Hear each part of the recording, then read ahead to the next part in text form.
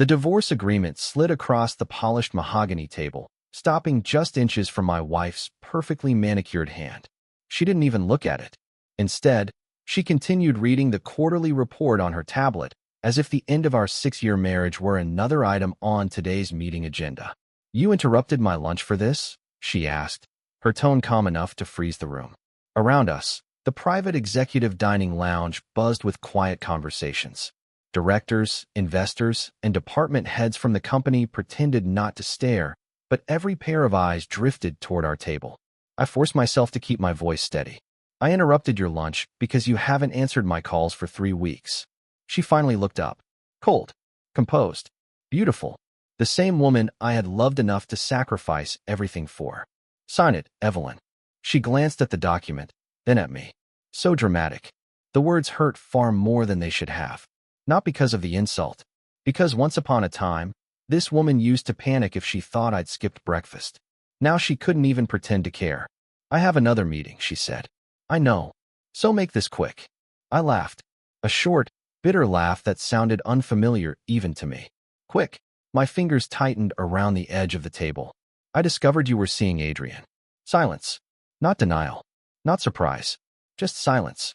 That silence told me everything. Outside the floor-to-ceiling windows, rain streaked across the skyline, blurring the towers our company had built together. Our company. That thought almost made me smile. Everyone believed Evelyn had built Morgan Capital from nothing. The media called her the youngest female CEO in the city. The Iron Queen. The miracle executive. Only 3 people knew the truth.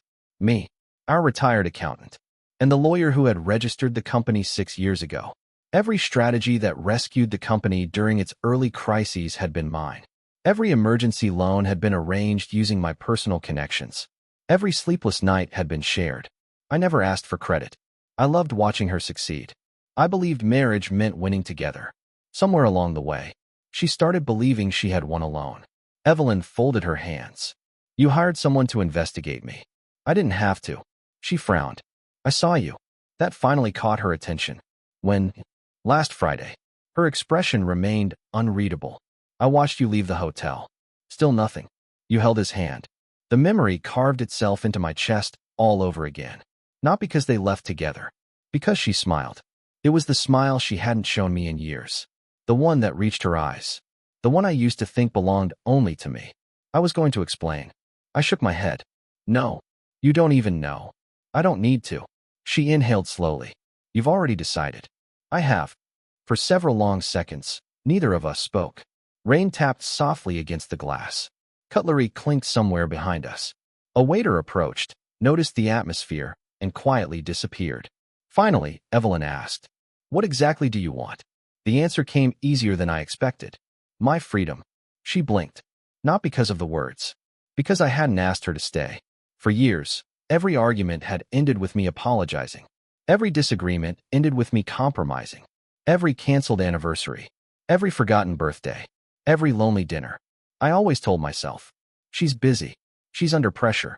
She needs me. Today, for the first time, I needed myself. I pushed the agreement closer. No property dispute. No alimony. I'll keep the apartment my father left me.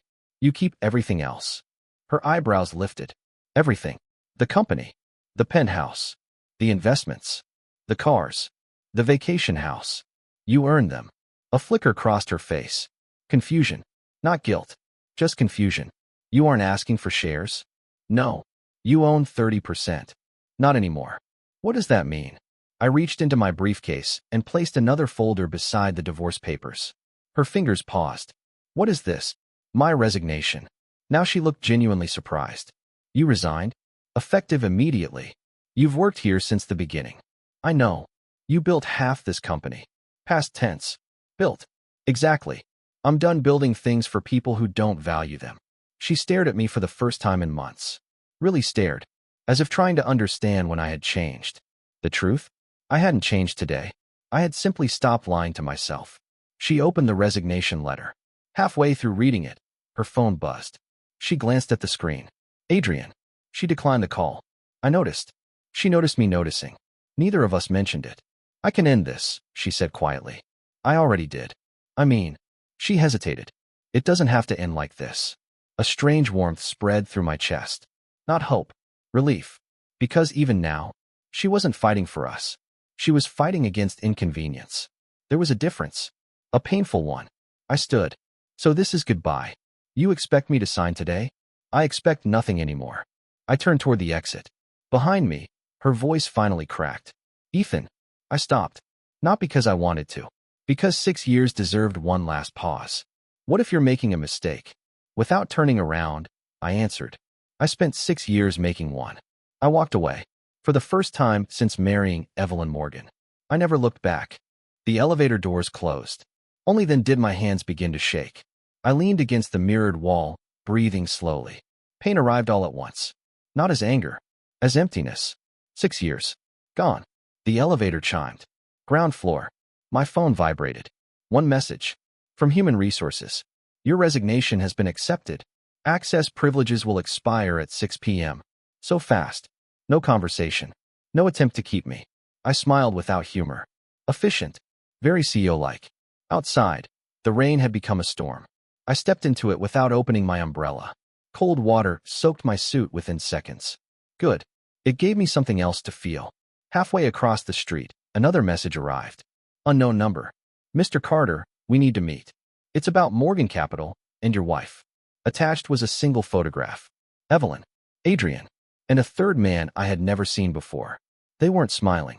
They were handing over a thick envelope in an underground parking garage. At the bottom of the image, one sentence waited. You don't know the real betrayal. I stood beneath the awning of an abandoned bookstore, rainwater dripping from my sleeves while I stared at the photograph again.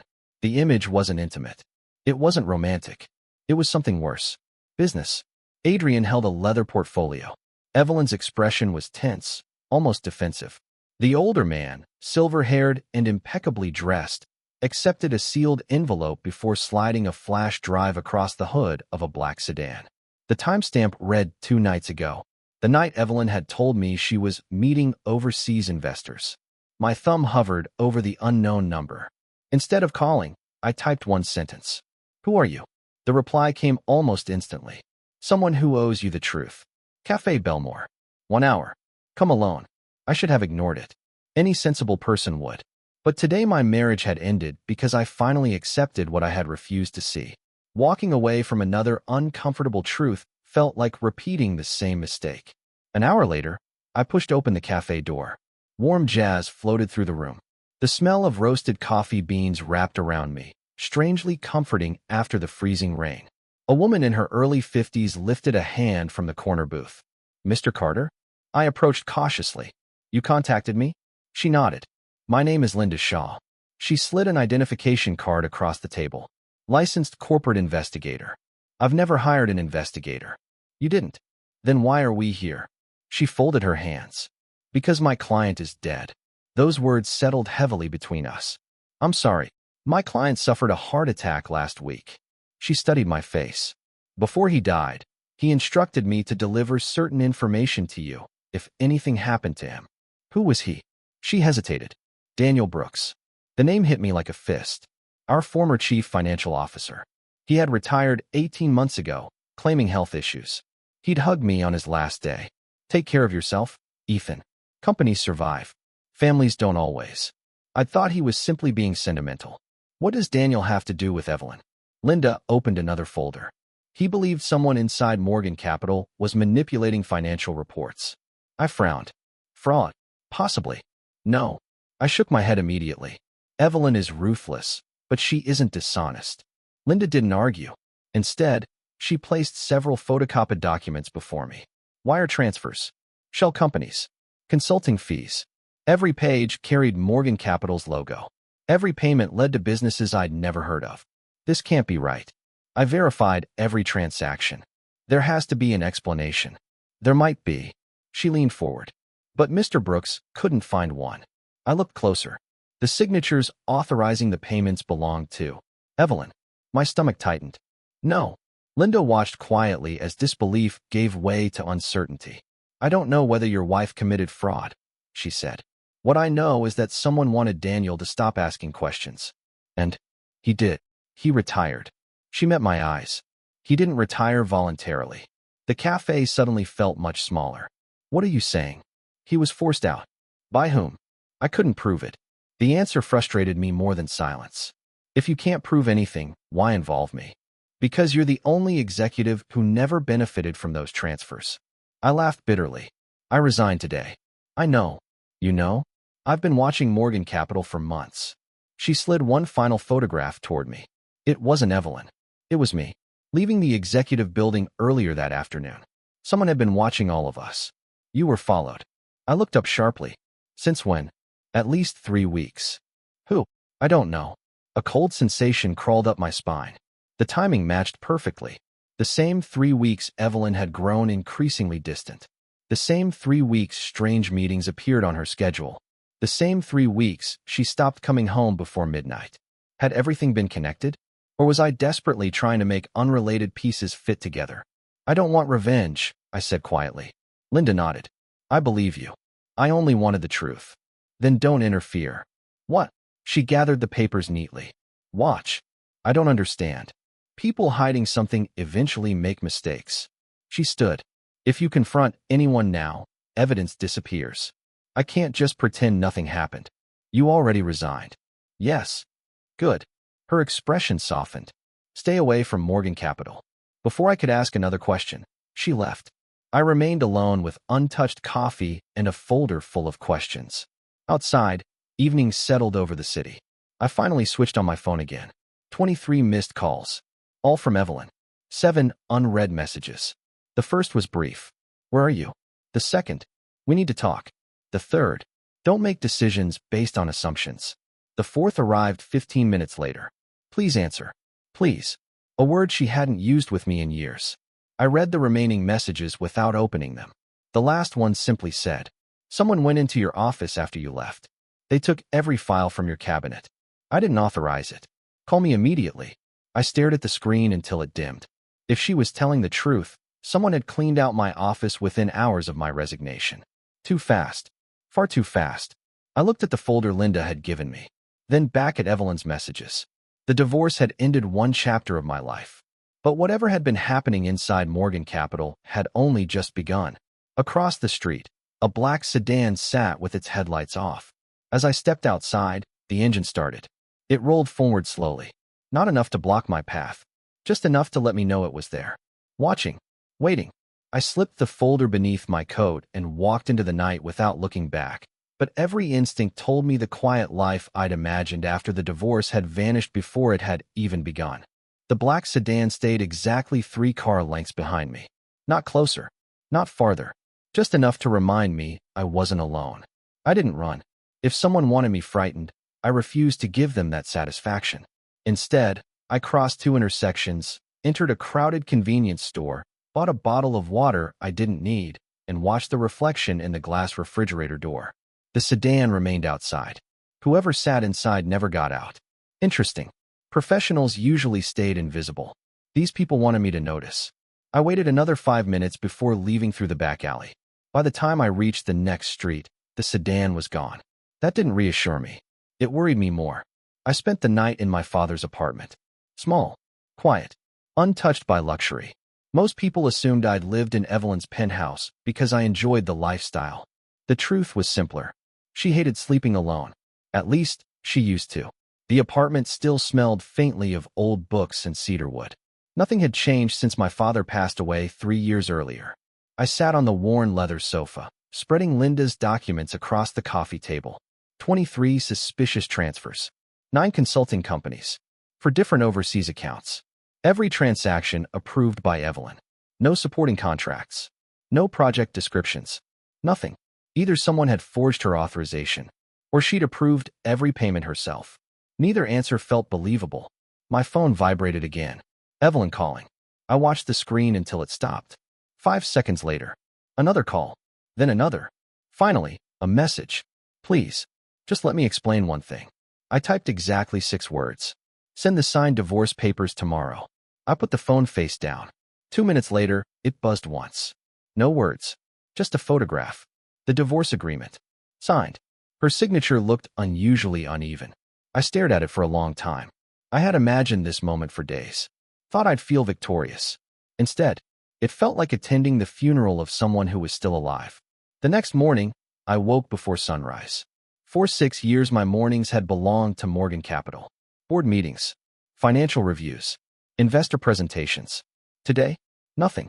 No schedule, no obligations, no emergencies waiting for me. The silence was strangely uncomfortable. At 8:30, the doorbell rang. I opened the door to find a delivery courier holding a sealed envelope. No sender. He shook his head. Signature required. After he left, I opened it carefully. Inside was my employee access card, cut cleanly in half. Nothing else. No note. No explanation. I looked at the broken card resting in my palm. Someone wanted to make a point. You don't belong anymore. I dropped both pieces into the trash. They're right, I muttered. I don't. 3 days passed. No calls from colleagues. No invitations. No desperate requests to fix another corporate crisis. The company I'd helped build had erased me with frightening efficiency. Then came the news. Every financial website carried the same headline. Morgan Capital announces record quarterly growth. Beneath the article was Evelyn's photograph. Confident, elegant, untouchable. The comments praised her leadership, her vision, her genius. I closed the article. Recognition had never mattered to me. Yet seeing my years of work disappear beneath someone else's spotlight left a hollow ache I couldn't deny. The doorbell rang again. This time it wasn't a courier. It was Noah Bennett, Morgan Capital's head of technology, my closest friend inside the company. He looked exhausted. You vanished. I resigned. I noticed. He stepped inside without waiting to be invited. You should have answered your phone. I wasn't ready.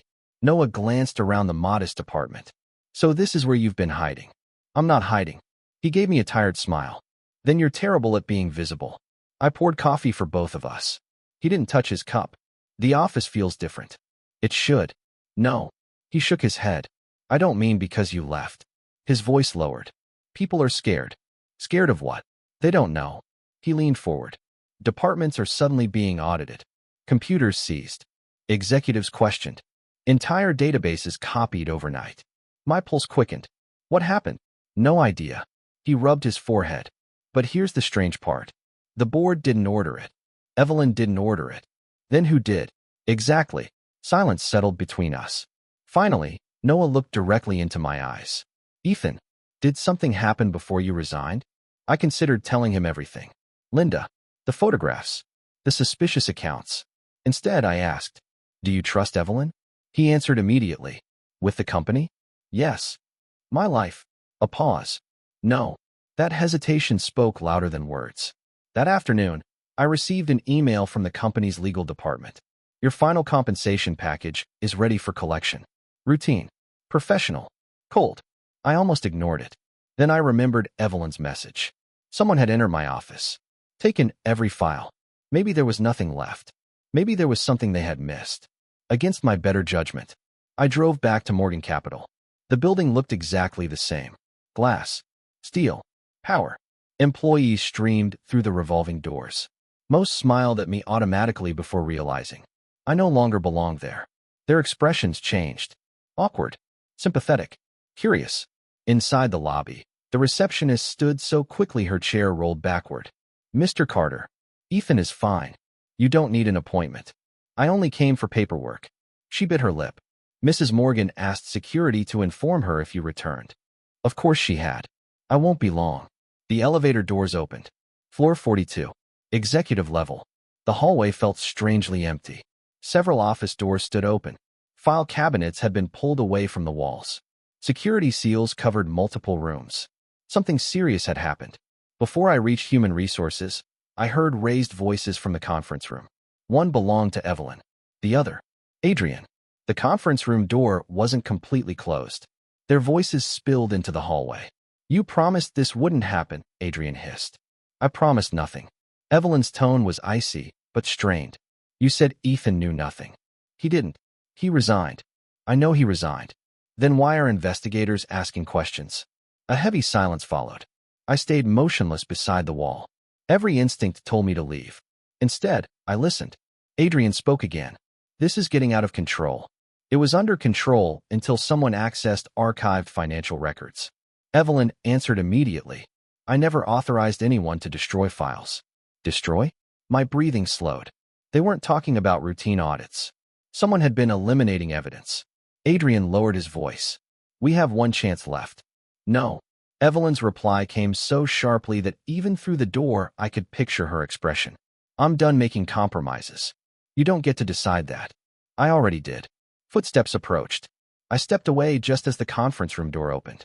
Adrian emerged first. Expensive suit. Perfect smile. Until he saw me. His face froze. Ethan. His surprise lasted only a heartbeat before professionalism returned.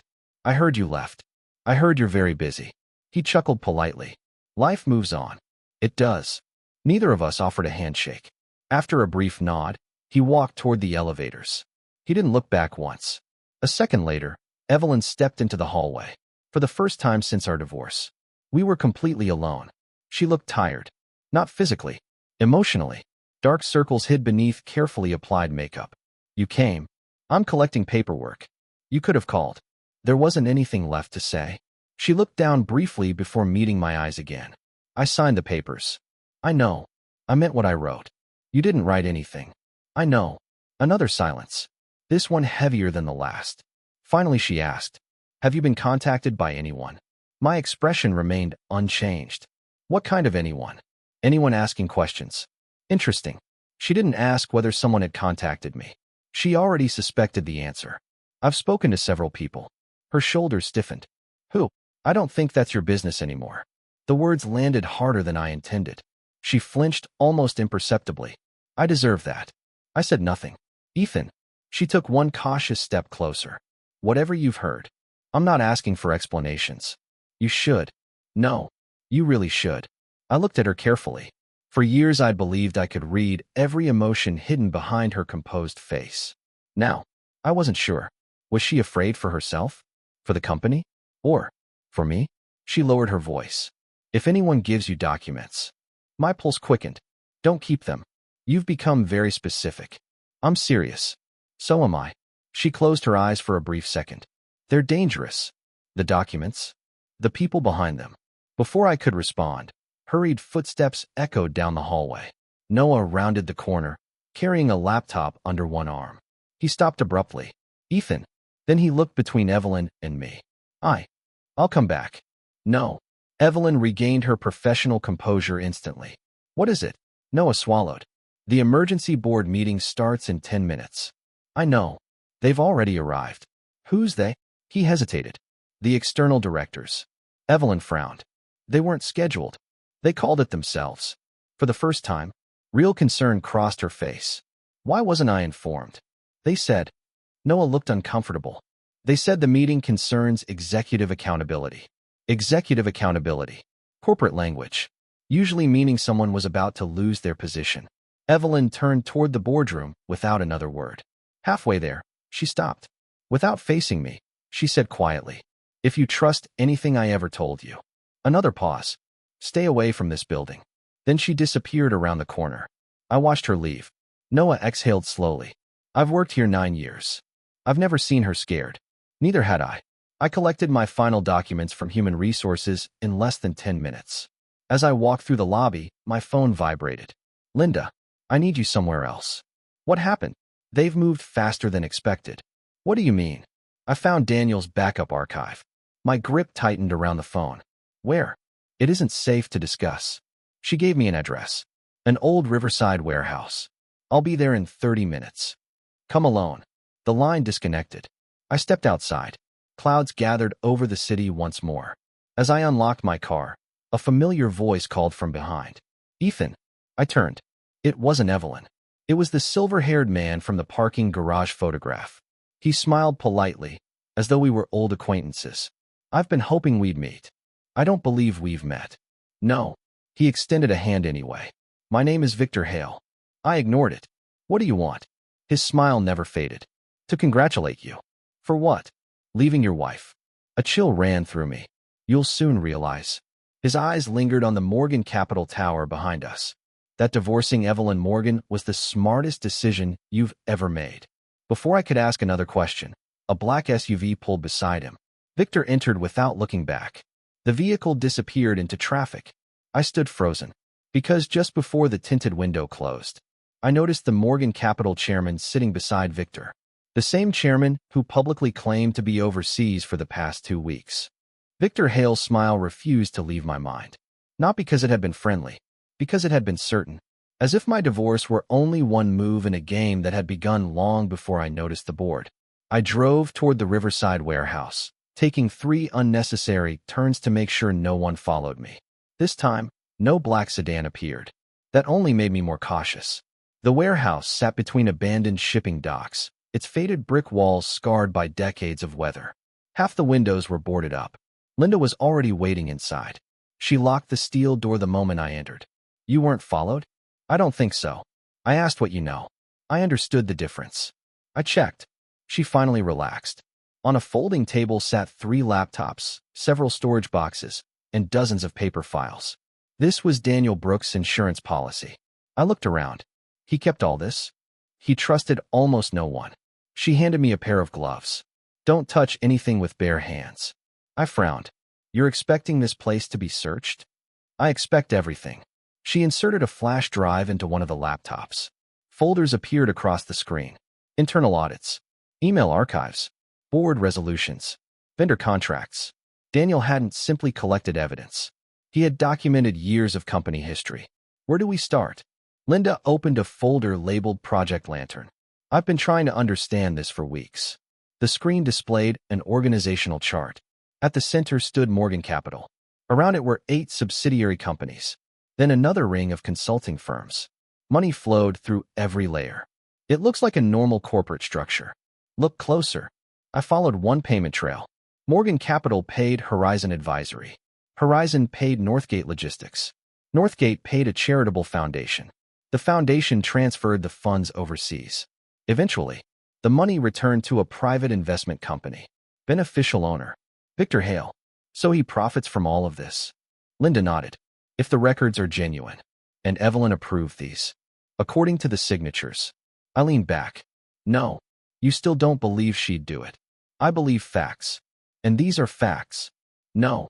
I pointed at the approval timestamps. "They aren't." She leaned closer. "What do you see?" "The dates." She narrowed her eyes. "They're ordinary. They shouldn't be." I opened another folder.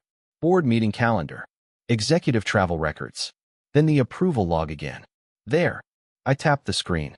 That signature was recorded at 9:42 p.m. Linda waited. Evelyn was speaking live at the Global Finance Summit in Singapore that evening. She checked another file. "You're right. There was no secure executive login available during that speech." Meaning, the authorization couldn't have happened the way these records claim. Someone had used her credentials, or altered the records afterward. Linda slowly closed the folder. "This changes everything." "It changes one thing." "What?" "Evelyn may be guilty of many things." I thought of the hotel, her lies, our broken marriage. But maybe not this. For the first time since leaving Morgan Capital, I felt something dangerous. Not love. Responsibility. I hated it. Because responsibility had always dragged me back into problems that weren't mine anymore. I reminded myself of the signed divorce papers. She had chosen her path. I had chosen mine. Those paths no longer needed to cross. Linda interrupted my thoughts. "Daniel left you something personally." She retrieved a sealed envelope. My name was written across it in Daniel's careful handwriting. I opened it. Inside was a handwritten letter. "Ethan, if you're reading this, then I was right to worry. Don't waste your time trying to save the company. Companies recover. People don't always. There is one person inside Morgan Capital who still believes in doing the right thing. I never learned whether she is brave enough. You will know her when the time comes. Trust actions, not words. And remember something you once told me. The strongest move isn't always attacking. Sometimes it's refusing to play. Don't forget your own advice." I folded the letter carefully. Daniel remembered my words better than I did. Linda watched silently. "What will you do?"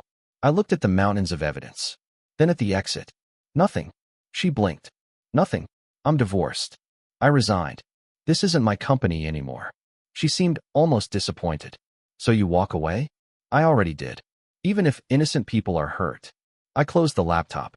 "If I interfere without understanding everything, I become another piece on someone else's board." For several seconds, neither of us spoke. Finally, Linda smiled. "Daniel was right about you." "I hope not. He said you'd choose patience." I chose peace. Those aren't always the same. As I left the warehouse, my phone rang again. This time it wasn't Evelyn. It was an unknown number. I answered. No one spoke. Only breathing. Then, you should have stayed married. The voice was electronically distorted. What?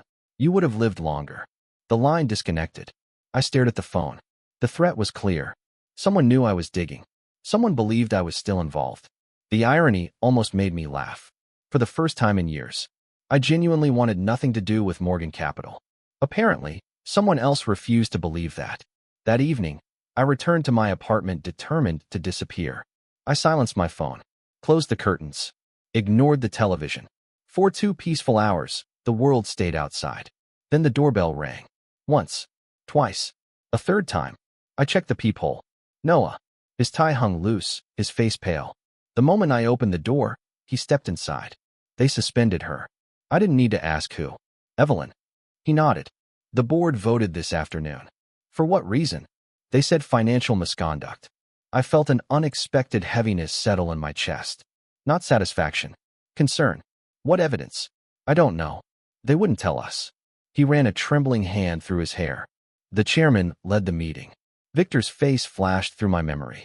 The chairman wasn't overseas. Noah stared. How did you know that? I saw him. When? This afternoon. His expression darkened. That's impossible. Apparently not. No. He shook his head. He signed into yesterday's board session remotely from Switzerland. I frowned. Remotely. That's what the records show. Records. Again. Documents could lie. People could lie. Timelines. Those were becoming increasingly difficult to trust. Noah pulled a folded document from his briefcase. This was accidentally left on the conference table. It was a board resolution. Emergency executive suspension. Reason: unauthorized transfer of confidential corporate assets. Attached was a copy of one wire authorization. The signature belonged to Evelyn. The approval time: 9:42 p.m. The exact same impossible timestamp. I looked up slowly. They're using the same document. What? This signature couldn't have been made then. Noah frowned. How do you know? I just do. He studied my face for a long moment. You know more than you're telling me. Yes. Can I help? I remembered Daniel's letter. Trust actions, not words. No. Noah didn't argue. Instead, he stood. If you change your mind. He left a key card on the coffee table. What is this? My server room access. You still trust me? I trust the man who never lied to me. After he left, I picked up the key card. Morgan Capital. Server level B2. Active for 48 hours. I sighed. I didn't want another decision. Life refused to give me that choice. The following morning, every news channel carried the same story. CEO Evelyn Morgan placed on administrative leave pending internal investigation. Commentators celebrated the board's commitment to transparency. Stock analysts predicted a smooth transition. Nobody questioned the timing. Nobody questioned the evidence. Victor Hale appeared in one interview. We believe accountability strengthens great companies. His voice sounded reassuring. His smile never reached his eyes. I turned the television off. My phone buzzed. A text. Not from Evelyn. From Linda. The warehouse was broken into last night. Another message followed. They found it too late. The backups are safe. Before I could reply, a third message arrived. Someone inside the company wants to meet you. Daniel's letter was correct. Tonight. Come alone. I looked at Noah's server keycard resting beside the television remote. Then at the messages. I had promised myself I would stop sacrificing my life for Morgan Capital. I meant it. But somewhere inside that company, someone was risking everything to expose the truth. I wasn't returning to save a corporation. I wasn't returning for Evelyn. I was returning because lies had already destroyed one life. I refused to watch them destroy another. As dusk settled over the skyline, I slipped the keycard into my jacket pocket and headed toward Morgan Capital for what I hoped would be the last time. I had no idea that before sunrise, someone inside the building would be dead. The police had already sealed off the front entrance when I reached Morgan Capital. Red and blue lights reflected across the glass facade, turning the building into a monument of flashing colors. Employees stood in clusters behind the barricades. Some whispered. Some cried. Others stared blankly at the revolving doors as if refusing to believe what had happened. I kept my distance. A security officer walked past carrying an evidence box. Another escorted detectives toward the executive elevators. Someone was dead. The realization settled over the crowd like heavy fog. My phone vibrated. Linda, don't go inside. I've already arrived. I know. Who died? A brief silence. Then, the chairman. My breath caught. The chairman? He fell from the 43rd floor. Fell. That's the official statement. Official. The word no longer meant much to me. I don't believe it was an accident, Linda continued. Neither do I. Good. She lowered her voice. The person Daniel wrote about contacted me. The one inside the company? Yes. They're waiting in the underground archive. I glanced toward the parking entrance. How do I get in? Use Noah's access card. The call ended. The underground levels felt eerily silent. Emergency lights cast long shadows across concrete walls. Noah's keycard unlocked a reinforced security door marked Archive B2. Inside, rows of metal shelves stretched into darkness. Old financial records, board minutes, employee files. A woman stepped from behind one of the shelves. She couldn't have been older than 30. Simple gray suit, hair tied back, sharp, observant eyes. You came. I assume you're the person Daniel trusted. She nodded. My name is Grace Lynn. The name sounded familiar. Internal audit. I was Daniel's assistant. She looked exhausted. I've been hiding for 2 days. Hiding? They've searched my office twice. She handed me a sealed evidence pouch. I couldn't give this to the police. Why not? Because I don't know who's involved. Inside the pouch was a company-issued security drive. Grace inserted it into a secure archive terminal. A video appeared. Timestamp. 2 nights earlier. Executive conference room. The chairman sat across from Victor Hale. Adrian stood nearby. Then, Evelyn entered. She looked furious. I won't sign it. Victor leaned back calmly. You already have. I never approved those transfers. You approved enough. They're forged. The chairman spoke quietly. That's impossible to prove. Evelyn slammed a folder onto the table. I've already informed external auditors. Victor smiled. No. You informed people we selected. Her expression changed. For the first time, I saw genuine fear. You controlled the audit? We controlled everything. Adrian finally spoke. Evelyn. His voice carried regret. Just cooperate. She stared at him. You knew? He couldn't meet her eyes. You knew from the beginning. The room fell silent. Victor stood. We offered you partnership. You chose morality. You've become inconvenient. The recording ended abruptly. I stared at the frozen screen. Everything shifted. Evelyn hadn't been directing the scheme. She'd been resisting it. Too late, but resisting it nonetheless. Grace quietly removed the drive. Daniel copied this before they erased the original. Does anyone else have it? No. Then this is enough. She shook her head. No. There are missing minutes. Financial approvals. Board authorizations. Without those, the video proves conspiracy. Not legally. I exhaled slowly. Years of corporate negotiations had taught me one painful lesson. Truth alone rarely won. Evidence did. Grace opened another cabinet. There is something else. She placed an old leather binder on the table. Board voting register. Every major acquisition. Every executive appointment. Every emergency resolution. One page stopped me cold. 6 years ago, the day Morgan Capital had nearly collapsed. Board resolution. Emergency capital injection. Investor. Ethan Carter. Amount. Everything I had inherited from my father. My signature. The board's signatures. Then another page. 3 months later. Equity redistribution. My ownership. Reduced. Approved unanimously. Including a forged signature bearing my name. I felt my hands tighten. I never signed this. I know. Grace nodded. Daniel knew too. For years I had believed I'd willingly step back so Evelyn could lead without conflict. Someone had rewritten history. Legally. Quietly. Without my knowledge. Not only had they stolen money, they had stolen my place in the company.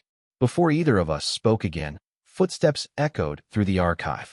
Grace's face drained of color. They're here. She immediately disconnected the drive. I slipped the evidence pouch inside my jacket. The footsteps grew louder. Then, stopped. A voice called calmly from the other side of the shelves. Ethan. Victor. You're making this far more difficult than necessary. Grace whispered. There's another exit. I shook my head. No. For months. Perhaps years. I'd been walking away from confrontation. This time, I stayed where I was. Victor appeared between the shelves, accompanied by Adrian and two private security officers. No weapons. No panic. Only confidence. Victor smiled as though greeting an old colleague. I hoped we'd speak under better circumstances. You murdered the chairman. Victor sighed. Such an emotional accusation. Grace stepped behind me. Victor noticed immediately. So, there you are. Adrian closed his eyes briefly, almost ashamed. Victor continued. Miss Lynn, you've been remarkably troublesome. She didn't answer. Victor looked back at me. You've always impressed me, Ethan. I doubt that. No. I genuinely admired your restraint. You built a company. You let someone else take the spotlight. You accepted disappointment without becoming bitter. He smiled faintly. Men like you are rare. I wasn't weak. I know. You were disciplined. He folded his hands behind his back. That's why I'd rather recruit you than destroy you. I almost laughed. You think I'd work with you? I think you'll choose survival. He gestured toward the archive shelves. Grace cannot protect you. Evelyn cannot protect you. The police certainly cannot. His voice remained perfectly calm. But I can. Silence stretched between us. Finally I asked, what exactly do you want? Simple. The drive. And your silence. In return, you disappear. You live peacefully. You never worry about Morgan Capital again. I thought about my father's apartment. The quiet mornings. The freedom I'd finally begun to feel. Everything Victor offered sounded remarkably similar. Except for one difference. Peace bought with silence. Wasn't peace. It was surrender. I looked directly into his eyes. No. His smile disappeared. What a shame. He nodded once toward the security officers. Before either man could move, the archive doors burst open. Nobody moved. Detectives flooded into the room. Weapons drawn. Behind them stood Linda. She met my eyes briefly. I had a feeling you'd ignore my advice. Victor remained astonishingly calm. This is a misunderstanding. The lead detective held up a warrant. We'll decide that. Officers immediately separated everyone. One detective approached me. Mr. Carter, we received anonymous evidence 1 hour ago. He glanced toward Victor. It included financial records, surveillance footage, and internal communications. Anonymous. Grace looked at Linda. Linda looked at me. None of us had sent it. Someone else had. Another player. Another witness. Victor finally lost his composure. Find the source. The detective smiled coldly. We already did. He turned toward Adrian. Mr. Cross, you're under arrest for conspiracy, fraud, evidence destruction, and obstruction of justice. Adrian's knees nearly gave way. I'll cooperate. Victor stared at him. You promised. Adrian laughed bitterly. I promised a businessman. I didn't promise a murderer. Everything unraveled in seconds. Adrian began naming accounts. Companies. Meetings. Payments. Detectives filled notebooks faster than he could speak. Victor remained silent. Until one final sentence. Adrian looked toward Evelyn's empty office above us and whispered. She tried to stop us. The detective turned to me. Mr. Carter, it appears your ex-wife has been telling the truth. For a long moment, I couldn't answer. Not because I still loved Evelyn. Not because I regretted the divorce. But because I finally understood something that had haunted me since the day I walked away. She had betrayed our marriage. That wound was real. But she had never betrayed the company we built together. Someone else had used both of us for entirely different purposes. As Victor was led away in handcuffs, he looked back one final time. You think this is over? His smile returned. It never ends. I watched him disappear through the archive doors, then quietly answered. For me, it does. Morning arrived without urgency. For the first time in weeks, no one called demanding answers. No reporters waited outside my apartment. No investigators asked for another statement. The silence felt unfamiliar. Peaceful. I made coffee, opened the windows, and watched the city wake beneath a pale autumn sky. Then my phone buzzed. Grace Lynn, Evelyn has been released. I stirred my coffee without speaking. The charges? Most were dropped overnight. What about Victor? He isn't talking. I expected that. Grace hesitated. Evelyn wants to meet you. I looked out the window. No. You should at least hear. I heard enough during our marriage. The words came out calmly, not angrily. Grace understood. I'll tell her. Thank you. Before hanging up, she added softly. She didn't ask me to convince you. She only wanted me to ask. After the call ended, I realized something strange. Refusing no longer hurt. It simply felt honest. Over the following week, Morgan Capital dominated every headline. Victor Hale's empire unraveled faster than anyone imagined. Dozens of shell companies froze their operations. International regulators announced joint investigations. Banks suspended questionable accounts. The board dissolved itself after several directors resigned within 48 hours. Consequences spread quietly, almost effortlessly. Exactly as Daniel had predicted. People who built their lives on deception eventually collapsed beneath its weight. I never appeared on television. When reporters requested interviews, I declined every invitation. The story wasn't about me. It never had been. One afternoon, Noah arrived carrying 2 paper bags. Lunch. You still don't knock properly. I brought dumplings. Come in. He looked healthier than he had in weeks. The company offered me a promotion. Congratulations. I turned it down. That surprised me. Why? He smiled. I finally asked myself whether I liked my work or just survived it. He placed one of the bags on the table. I'm leaving. For where? A small software company. They can't match your salary. They don't have to. His smile widened. They offered weekends. I laughed for the first time in what felt like months. You've changed. No. He shook his head. I watched you change. And it made me realize I didn't want my career to become my entire identity. We ate quietly. Comfortable silence. The kind friendship doesn't need to fill. Before leaving, Noah handed me a folder. I almost forgot. What's this? The board voted yesterday. I don't care. You might. I opened it reluctantly. Inside was an official letter. Morgan Capital acknowledges Ethan Carter as a founding partner and recognizes his documented contributions to the company's establishment. Attached was another document. A corrected shareholder history. Every forged transfer had been reversed. My original ownership restored, at least on paper. I closed the folder. I don't want it. Noah frowned. That's 30% of the company. I know. You earned it. I also earned my freedom. He stared at me. So what will you do? I smiled faintly. Sign it away. To whom? The employee trust. Noah blinked. You're giving it to the staff? They built the company too. And unlike the board, they actually worked. News of my decision spread quickly. Some called it foolish. Others called it noble. I ignored both. People always preferred dramatic explanations. The truth was much simpler. I no longer wanted my future tied to my past. 3 days later, I visited Daniel Brooks' grave. The cemetery overlooked a quiet river. Wind rustled through rows of old maple trees. I placed white lilies beside the headstone. You were right. The words disappeared into the breeze. I finally stopped playing. For several minutes, I stood in silence. Then another bouquet appeared beside mine. I didn't need to turn around. I recognized the perfume. Evelyn. Neither of us spoke immediately. The cemetery demanded honesty, not excuses. She stood beside Daniel's grave, dressed in a simple black coat. No designer jewelry. No executive confidence. Only quiet exhaustion. I come every week, she said. I didn't know. I never told anyone. I nodded once. Daniel would have appreciated that. She looked at the flowers. He believed in both of us. He believed in doing the right thing. A sad smile crossed her face. He always scolded me for skipping lunch. Despite everything, I smiled. He did. Silence returned. Finally, Evelyn broke it.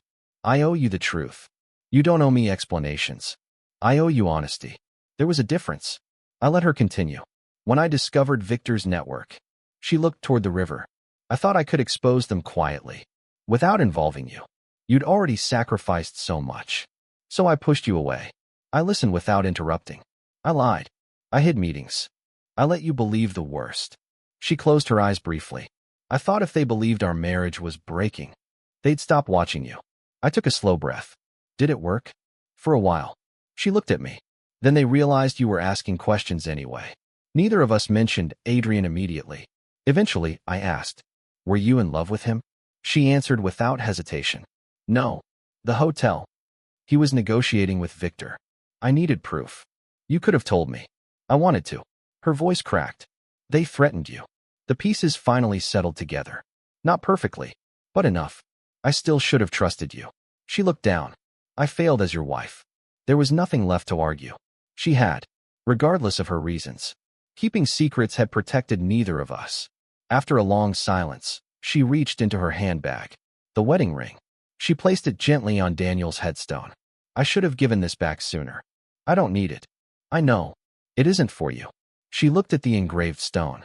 It's for the woman I failed to become. The wind carried fallen leaves between us. For the first time since our divorce, there was no anger, only acceptance. She turned to leave. Evelyn.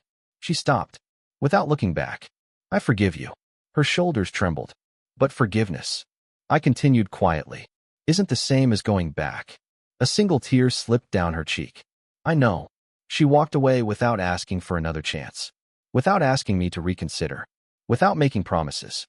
Watching her disappear along the tree-lined path, I realized that this was the first truly honest conversation we'd had in years. Not because everything had been repaired, but because neither of us was trying to change the past anymore. Months passed. Winter gave way to spring. I accepted a position teaching entrepreneurship at a local university. The salary was modest. The classrooms were old. The students asked impossible questions. I loved every minute. Instead of rescuing corporations, I helped young people avoid becoming trapped inside them. Grace founded an independent corporate ethics consultancy. Noah joined the software startup and somehow looked 10 years younger. Linda retired, though she insisted retirement only meant choosing better cases. Life became smaller, quieter, better. One afternoon, after finishing a lecture, a student asked, Professor Carter, if you could build another billion-dollar company, would you? I looked out across the campus where students laughed beneath blooming trees. Then I smiled. I'd rather build a life I don't need to escape from. The classroom fell silent. Not because the answer was profound, because it was true. 1 year later, the invitation arrived without a return address. Heavy cream-colored paper. Simple black lettering. Special Shareholders Assembly. Morgan Capital Headquarters. At the bottom, a handwritten note. Your attendance is requested, not as a shareholder, but as a witness. There was no signature. I almost threw it away. Then my phone rang. Grace, you received it. I did. You should come. I sold my shares. I know. Then why would I attend? Because today isn't about Morgan Capital. It's about ending everything. I closed my eyes. For an entire year, I had avoided that building. Not out of fear, because I had no reason to return. Yet Daniel's words echoed quietly in my mind. Trust actions, not words. Grace wasn't someone who exaggerated. If I come, I said, I leave the moment it's over. You won't have any reason to stay. Morgan Capital looked different. The giant company logo still crowned the building. But the atmosphere had changed. Gone were the luxury cars lined outside. Gone were the reporters celebrating quarterly profits. Instead, employees entered calmly, without fear, without hurried whispers. Noah met me in the lobby. You made it. Barely. He laughed. You still hate this place. I don't hate it. I looked around slowly. I've simply outgrown it. He smiled. That's probably healthier. The assembly hall filled steadily. Hundreds of employees, former executives, shareholder representatives. At exactly 10 o'clock, Grace stepped onto the stage. Not as an auditor, as the newly elected chair of the ethics committee. The applause was genuine. No forced enthusiasm. No political performance. She began quietly. 1 year ago, our company nearly destroyed itself. We blamed individuals. But the deeper problem, she paused, was a culture that rewarded silence. The room remained perfectly still. We cannot erase what happened. We cannot undo the pain. But we can decide what kind of company we become. She introduced a new corporate charter, independent audits, employee voting rights, whistleblower protection, executive term limits, transparent financial oversight. Each proposal passed almost unanimously. For the first time, the company wasn't celebrating growth. It was celebrating accountability. When the voting ended, Grace looked toward me. There's one final matter. I frowned. I'd like to invite Ethan Carter to the stage. The room turned. Hundreds of faces looked at me. My first instinct was to refuse. Instead, I walked forward. Grace handed me a small wooden box. This belongs to you. Inside rested an old fountain pen. My father's. The one I had used to sign Morgan Capital's incorporation papers 6 years before my marriage. I thought this disappeared. Grace smiled. Daniel hid it. Why? He wrote a note. She unfolded a small piece of paper. In Daniel's handwriting. Companies are built with signatures. Character is built by the person holding the pen. Never confuse the two. For a moment, I couldn't speak. Not because of the pen, Because someone had believed I would eventually return, not to reclaim power, but to reclaim myself. The audience applauded quietly. Not for a businessman, not for a founder, for someone who had finally walked away without hatred. After the meeting ended, I stood alone on the rooftop terrace. The same skyline stretched before me. The same city. The same towers. Only I had changed. The rooftop door opened softly.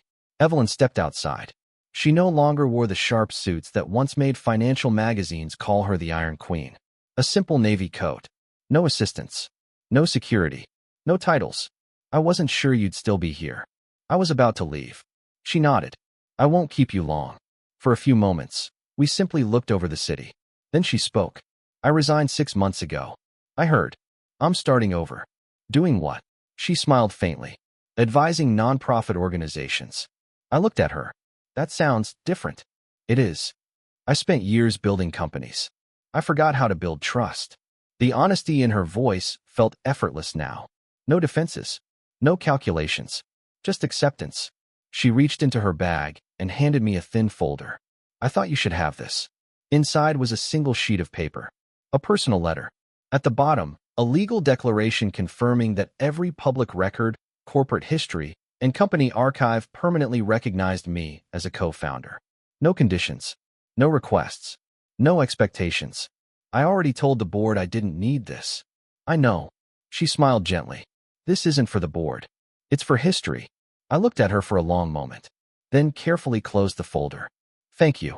Those 2 words were enough. Neither of us owed the other anything more. As we walked toward the elevator, she stopped one final time. I used to think success meant never losing. She looked back across the skyline.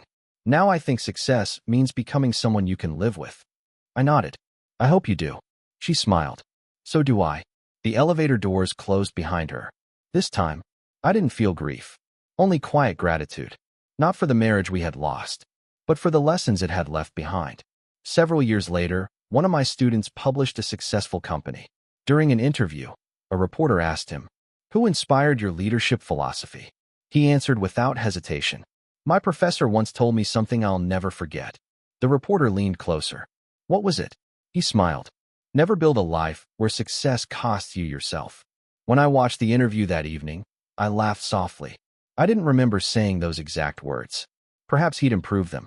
Teachers rarely know which lessons survive. I switched off the television and stepped onto the balcony of my modest home. Children played in the park below. Neighbors chatted over evening tea. The sunset painted the sky in warm shades of gold and crimson. There were no billion-dollar negotiations waiting for me. No emergency board meetings. No lies hidden beneath polished presentations. Only an ordinary evening. Years ago, I would have mistaken that for failure. Now I understood. Peace had never been the reward at the end of success. Peace had been the success all along.